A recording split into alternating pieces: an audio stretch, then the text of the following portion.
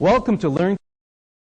However much a spreadsheet may be a wonderful thing with all those empty boxes all over, those boxes don't do you a whole lot of good until you put something into it. I think I've got a few questions here relating to how to put stuff into cells and what to do with them once you get there. Mr. Jacobson, I have this big empty spreadsheet with all these empty cells. How do I put stuff into those cells?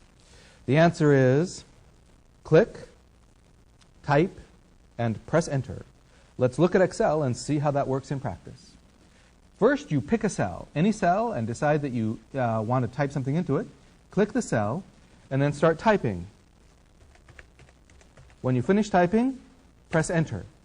Notice that this cell, which contains text, slid over to the left, aligned with the left side of the cell. Let's type in a number and see what happens.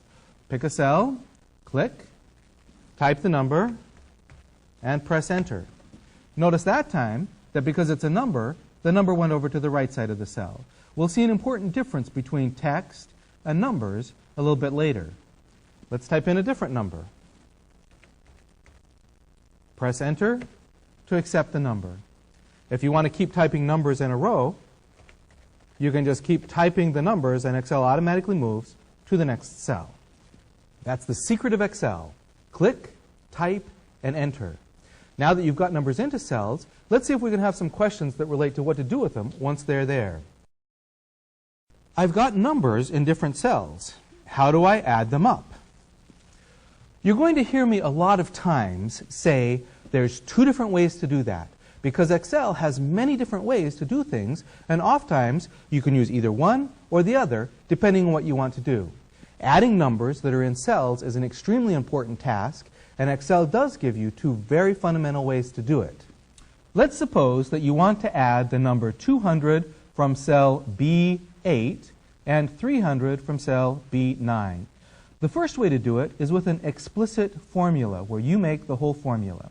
Let's put the answer here into cell D9. The way to start creating a formula is to click this equal sign. It's got a label next to it that says Edit Formula. But you can also use it to enter a new formula. So click the equal sign.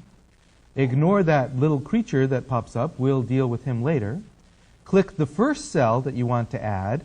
That's B8 right here. You click on the cell and notice that B8 appears right there in what's called the formula bar. Now you want to add the numbers together. So type the plus sign. You can either use the plus from the numeric keypad or shift equals, and then click B9. Now this formula says equals B8 plus B9, which will add the contents of the cells with those two addresses. When you're finished with the formula, you can either press enter or click the green check mark. And sure enough, the formula says 500, which is the sum of 200 and 300.